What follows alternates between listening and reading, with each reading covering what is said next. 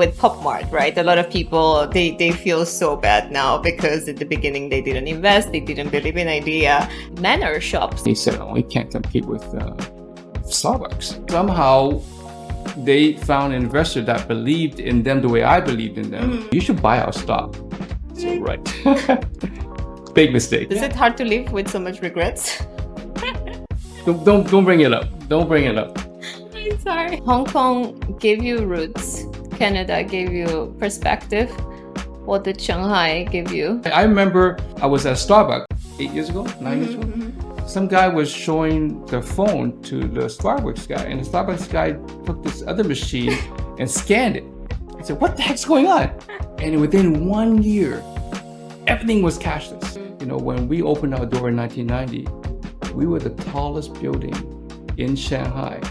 For 6 long years, 1990 to 1996, we were the tallest building in all of Shanghai. Now, I don't think we rank in the top 300. So I sometimes think people who live in Shanghai, we grow old, we age faster than others living in Europe, or because here, like, I don't know, 1 year equals to 5 to 10 years in Europe. So you feel also you have witnessed a lot. So you feel you lived a lot, but then actually not really. If someone hears Shanghai Centre, what is it exactly? All this started, the project started actually back in 1979 when Deng Xiaoping made his historic visit to the US as part of his reform and opening up initiative. Of course, he went and he stayed at what's known as the Peachtree Center, which is the biggest project in Atlanta. It was a multi-use project. It had a hotel, it had offices, it had an exhibition center. He was so impressed with this idea, this concept of a city within a city, that he actually asked Mr. Portman, why don't you come over and build one of these things in China? Actually, you're the largest hotel, Ritz-Carlton hotel in the whole world, by room count. Every single taxi driver back in the 90s knew this place as Portman. First week on the job, I think the top 12 or 15 world leaders were there, including at that time, U.S. President George Bush. This was President Bush's first visit outside of the U.S. after 9/11. So the very first place he visited was Shanghai. You would think that security was very, very tight. It actually wasn't. People were able to shake hands with him, talk to him. And the phrase I use is, 真的吗?真的吗? Which means really? Living in Shanghai, it's not peaceful from that side because you constantly get surprised by even walking in the street. And a lot of things makes you ask that question. What would you say is the best decade for music? I would say popular music. Pop music. Like, because nowadays you're talking about Beethoven and Mozart back 200 years ago. I think anyone like you and me who leave the comforts of home to try to go to a different land, the same idea. You're excited, you're young, you're energetic, excited, but you don't know whether you're going to succeed or not. And people, yeah, it's easy to say, it's hard to do. But no, it's not hard to do. Whether you think you've improved your life or not, but at least it's a new experience. We have to keep this thing fresh, that you keep coming back and discover new things here. Yes. And say, 真的吗?真的吗?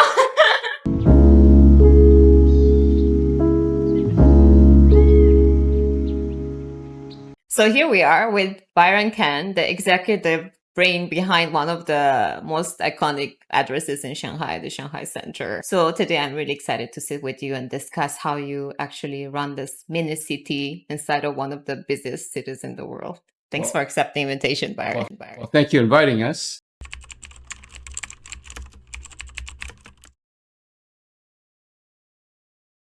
I remember we talked about that you gave the Element Fresh the chance of their flagship store, and whoever lived in China long enough, probably in Shanghai long enough as well, they really recall what was Element Fresh. It was basically one of the first restaurants you could order a decent salad or Western food, you could have it. So their flagship store was here in Shanghai Centre. Manor shops, coffee shops was here way long ago. Flat white was popular in Shanghai and way long before they opened all the stores around Shanghai. Very first Manor retail shop. Yeah.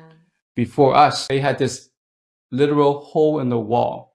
It's really a hole in the wall that they just sell coffee beans. They don't even sell coffee. They sell coffee beans. It's called Manor.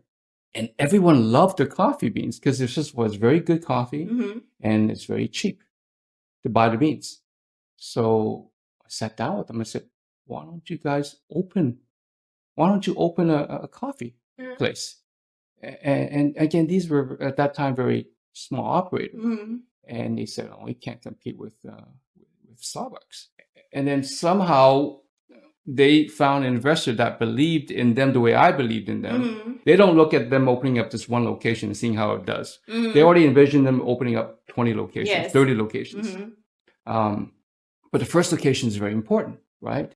We want something convenient because it's facing Nanjing Road. It's, people walking to the subway, they want to be able to pick something up. Mm-hmm. So I thought, well, what's more convenient than coffee and tea? And that gave Manor their DNA that they have now. Mm-hmm. Their DNA is we're a hole in the wall.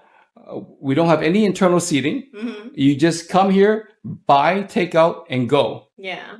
Now, we were lucky enough to give them a little bit of outdoor seating, not much, a little bit. Yeah, there were a couple of seats, I remember. Right. Yeah. And it faces Nanjing Road. Mm-hmm. So it had this kind of a kind of a Paris feeling where you buy a little coffee and you watch people go around. Yeah.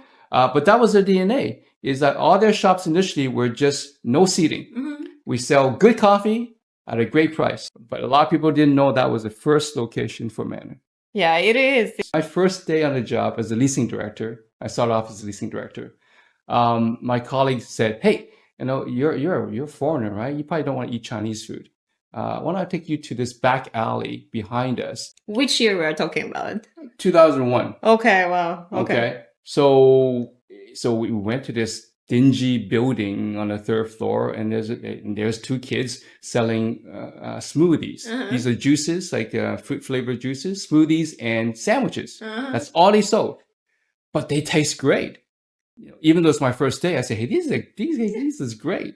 And the two kids were very Californian, their attitude, their personality. And I said, "Hey, we're trying to do this East meets West." So I said, "Why don't you come on over?" And the kids are looking at me, "The Portman? You want us to move to the Portman? I can't afford to go to the Portman." I said, "Well, why not? I'll give you a cheap rent." This is my first deal. I gave them a very low rent to come over here because I believe in their product. And of course, the rest is history. They were immensely popular. The first restaurant with outdoor seating. Mm-hmm. Again, that's a new concept in China, to eat outdoor, to dine outdoors. I mean, here now, everything is outdoor, right? Every restaurant has an outdoor space, whether it's a cafe or restaurant. But going back to 2001, there weren't that many places like that. The guy told me, "You should buy our stock." I said, "Right." Big mistake.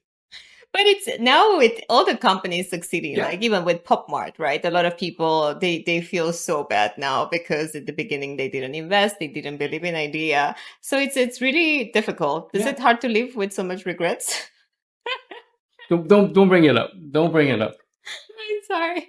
Were there any projects that actually you believe but didn't succeed? You still remember it, that you are glad you have done it? Of course, there are busts and failures, like everything in life. Funny thing is, they're not real busts the way you think about it. I'll give you an example is, say, Haagen-Dazs back in 2002, 2003. Mm-hmm. Again, for the same purpose of introducing Western concept. Yeah. You might think, what's so Western concept about ice cream?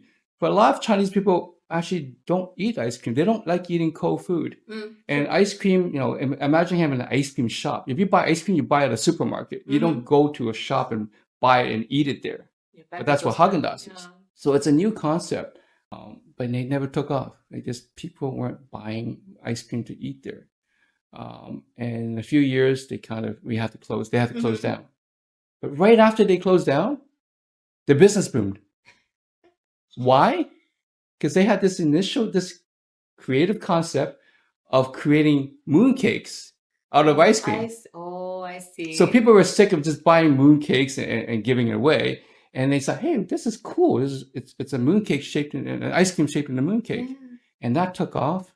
And people started liking to eat ice cream. Mm-hmm. And then Haagen-Dazs took off. So I kind of lament the fact that they couldn't stay longer, because it would have been a nice location for Haagen-Dazs. Oh, that's interesting.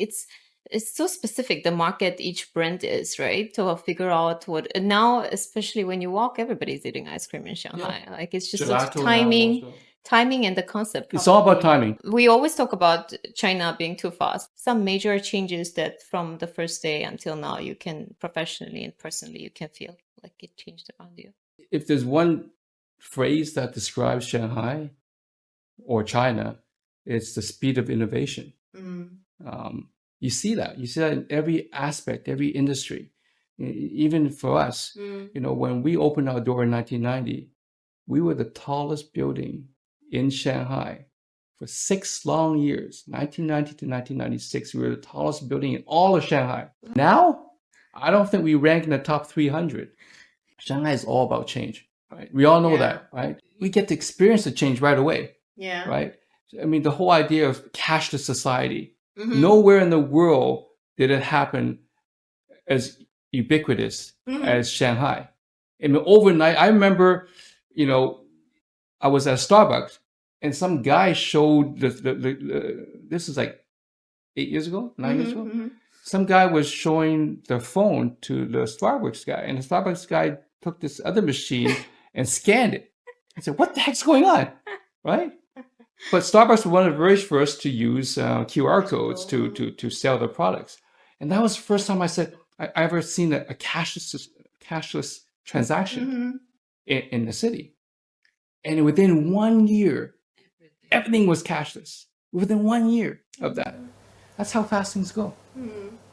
That's why I sometimes think people who live in Shanghai, we grow old, we age faster than others living in Europe, or because here, like, I don't know, 1 year equals to 5 to 10 years in Europe. So you feel also you have witnessed a lot. So you feel you lived a lot, but then actually not really. Before we talk about your story, if someone hears Shanghai Centre, what is it exactly? Let me take you back a little bit. The project started actually back in 1979. Oh, wow. That was when Deng Xiaoping made his historic visit to the US as part of his reform and opening up initiative. So he was invited by the then president, Jimmy Carter, to visit him. And Jimmy Carter lived in Atlanta, Georgia. So, of course, he went and he stayed at what's known as the Peachtree Center, which is the biggest project in Atlanta. It was a multi-use project. It had a hotel, it had offices, it had an exhibition center, retail shopping center. Okay. And that was designed and owned by Mr. John Portman. So when Deng Xiaoping was there, he was so impressed with this idea, this concept of a city within a city, that he actually asked Mr. Portman, "Why don't you come over and build one of these things in China for us?" And that started as back in 1979. So it took 11 years to negotiate whatever it was. It took 11 years before they actually reopened the project. At that time, these were known as joint ventures, cooperative joint ventures. So it was unique. It was, as you mentioned, city within a city, because we're a hotel, we're an apartment building, we have a shopping center, we have a 900-seat performance theater. Actually, we're the largest hotel, Ritz-Carlton hotel in the whole world. Oh, wow. This one. This one is the largest by room count. Byron Kan. So we have 610 units. Okay. And most Ritz-Carlton hotels, being more boutique, are maybe 300 units. For us, our ownership decided to give a tribute to the designer of the project, Mr. Portman, John Portman. So they decided that they need to call this hotel with the Portman name in it. So it's called the Portman Ritz-Carlton. Before that, it was the Portman Shangri-La. Actually, the first hotel here was Shangri-La. So, of course, the Portman Ritz-Carlton is such a long name. A lot of Chinese people can't say that, right? And of course, don't forget, a lot of people first coming to Shanghai, we're coming in, we're foreigners, they're taking taxi from the airport. So they say Portman Ritz-Carlton. And the taxi driver only hears the word Portman. Not Shanghai Centre, not Shanghai Shangcheng. Every single taxi driver back in the 90s knew this place as Portman. VIPs, movie stars, celebrities. And I'm wondering if there are any that you remember very clearly and you have some interesting stories. There's always lots of interesting stories. Again, in the 90s and when I came in the early 2000s, we were still, the place to be, and our hotel was very, very popular. We've been known to host all the U.S. presidents, and the U.S. president that visits Shanghai stays in our hotel. And that was the case. I started the company in October 2001. Okay. My first week on the job, I had to meet with all these dignitaries, all these world leaders. First week on the job, I think the top 12 or 15 world leaders were there, including at that time U.S. President George Bush. 2001 was the 9/11. That was the year it happened, and this was President Bush's first visit outside of the U.S. after 9/11. So the very first place he visited was Shanghai. You would think that security was very, very tight. It actually wasn't.